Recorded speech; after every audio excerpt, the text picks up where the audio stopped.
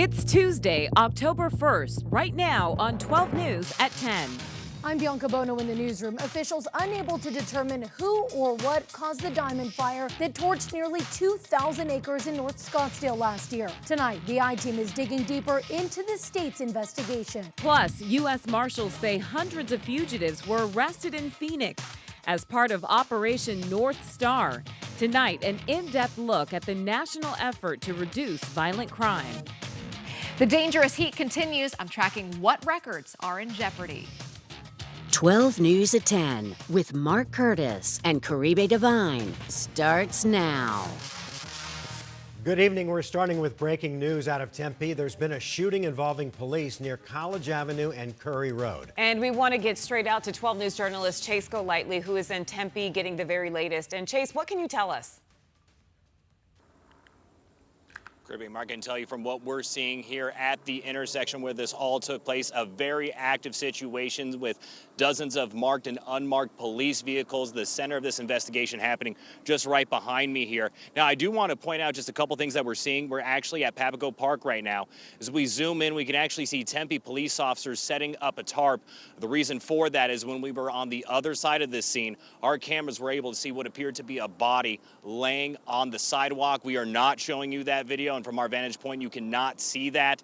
But also, as we keep looking at the scene, I want to point out this car right over here. It appears that it was in some sort of crash, maybe with an undercover vehicle. We could see that the airbags were deployed, and it looked like the front windshield had holes in it from possibly this shooting, but we're still waiting to confirm that with Tempe, the police. The only information that we have confirmed with the police department at this time is that there was a shooting involving officers, and they did tell us that they have a suspect in custody. They said that they will be providing us an update here later, but right now, as we're just looking at the scene, again, dozens of cars out here, very active situation, so we're still working to determine exactly what unfolded here. Some people at the park said that this happened just over an hour ago, and that's when the swarm of police vehicles came through. Here's a sky look at the whole situation. You can just see the massive scope. As far as roadblocks in the area, police have on Curry Road, they have it from Scottsdale to Mill completely blocked off. So if you do live in the area, there's a real chance that you might not be able to make it into your apartment complex. I'm seeing a couple of those around here. So just be very mindful if you do live in this area. Again, an officer involved shooting happening here earlier today. We were told a suspect is in custody, and we are waiting for an update from the Tempe Police Department and tell us exactly what's going on here. Once we receive that information, we'll be sure to bring it to you on air and online. But for now, we're live in Tempe. Chase Golightly, 12 News. Okay, Chase, thanks. Tonight, we're learning more about the diamond fire that torched almost 2,000 acres in North Scottsdale last summer. 2 weeks ago, the state announced that its investigators could not determine what caused the fire, despite the fact that many witnesses reported seeing construction crews working in the area where the fire started. 12 News I-Team reporter Bianca Bono has obtained new elements from the state investigation. She joins us now with what she's learned. Bianca? Yeah, Mark Caribe, early on, many people believed construction work being done in the area of the origin site was to blame, and we were hoping to learn what those construction crews told fire investigators, but we found that did not play a part in the state's investigation. Drone footage taken by state wildland fire investigators showing the suspected origin site of the diamond fire burning in North Scottsdale in late June of 2023. The drone flying less than 24 hours after the fire started, honing in on this property, a home under construction near Ranchgate Road and 128th Street. From the home's backyard, a trail of torched earth spanning nearly 2,000 acres. More than a year later, the cause of the fire was deemed undetermined due to a lack of physical evidence. The investigative report obtained by the 12 News I-Team showing the Department of Forestry and Fire Management lead investigator observed multiple construction contractors working around the structure and property. But when it came to the investigation into the cause, witness statements from those construction crews were not factored in. Do you know if the construction crews were interviewed as part of the investigation? I don't know. I don't know. That was, again, something that I believe Scottsdale was going to take care of.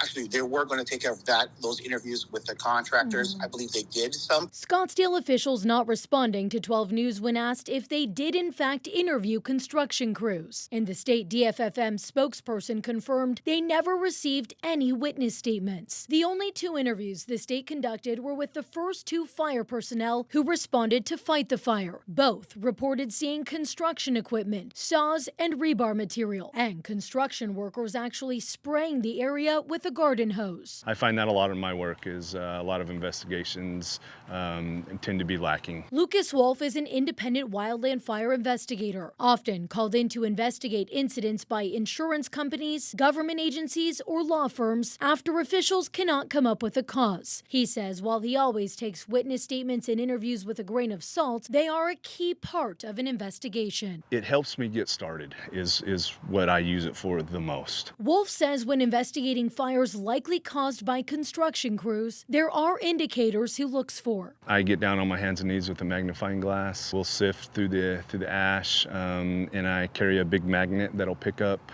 grinding particles. As many residents in North Scottsdale impacted by the Diamond Fire are left frustrated with no one held accountable, Wolf says it's still possible for an expert to determine what and who caused it. Almost always I can come up with a determination. And last week, as we were working on this report, we'd reached out to Shea Homes, the developer of that home in question, there for comment. We followed up with them again today, but we have yet to hear back from them. When pressed about a lack of interviews with construction crews, a state DFFM spokesperson told me they cannot speculate who or what caused the fire without the evidence. Live in studio tonight, Bianca Bono, 12 News. All right, Bianca, thanks. Tonight we have another weather impact alert with excessive heat warnings continuing for the next several days. And today we broke another all-time record. Phoenix coming in with the hottest day ever recorded in October. Yeah, meteorologist Lindsay Riley is joining us now. And Lindsay, it looks like the heat is here to stay well into October. It sure is. Through at least the middle of next week, it looks like temperatures will begin to trail off late next week. But as of right now, here's where we're going to see the hottest temps for at least the next 3 days. There's a good chance this excessive heat warning will get extended into the weekend because we're going to continue setting records Saturday and Sunday. But right now, it goes through Friday evening for Phoenix and all of western Arizona. Today, the hottest October day ever. 113 degrees. We smashed the previous record by 6 degrees.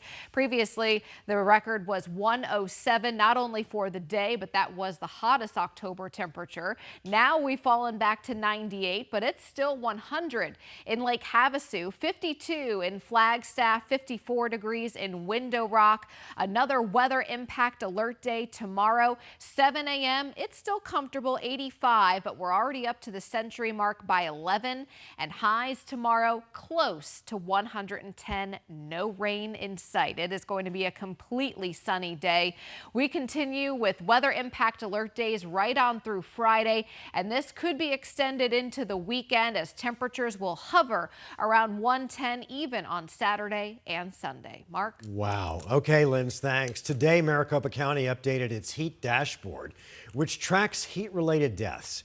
As of September 28th, over 300 heat-related deaths have been confirmed, and still over 350 have to be investigated. Of the deaths confirmed, 180 were directly caused by the heat. Right now, the number of deaths is lower than it was last year at this time, but the county says it's too early to tell how the 2 years will ultimately compare. Former NFL running back Eddie Lacy was arrested in Scottsdale last night on alleged DUI charges. He was pulled over near Scottsdale and Bell after calls came in about a possible impaired driver in the area. Lacy played for the Seattle Seahawks and the Green Bay Packers during his NFL career. The TSA and Phoenix police made a big fentanyl bust at Sky Harbor Airport. They say that Martisha Montgomery tried to sneak 6 kilos of powdered fentanyl and 50,000 pills through security on September 16th. According to police, she was trying to get from Phoenix to Atlanta. The U.S. Marshal Service, Phoenix Police, and other law enforcement agencies recently joined forces to capture hundreds of fugitives, seize dozens of guns, and over 500 pounds of drugs. 12 News journalist Brenda Lipinski has more on Operation North Star. Phoenix was one of 10 metropolitan areas selected for this operation that lasted 65 days. United States Marshal Service, you have an arrest warrant. Step outside the front door with your hands up. You're seeing Operation North Star in full effect. We got contact with him. We're bringing it back to us. We got contact with him. A collaboration between federal, local, and state agencies working together to take down criminals in the Phoenix Metroplex. We all know the staffing challenges that we face in the Phoenix Police Department, and we can only do it if we work together.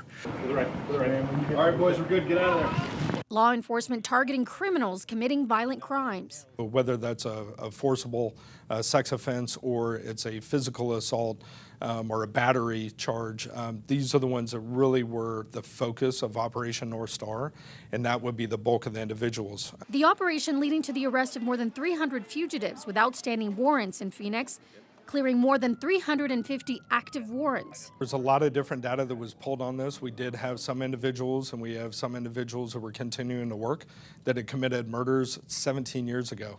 I'm confident we're going to get them. We know where they are. We're working on a process to be able to get to them and get them physically arrested. Confiscating 60 firearms, 3 vehicles, more than 230 kilograms of illegal narcotics, including 83 kilos of fentanyl, and nearly $100,000. And although the operation is over, there are more than 160 people to be arrested. We're not turning those warrants in on 167 people. We will arrest all 167 additional people.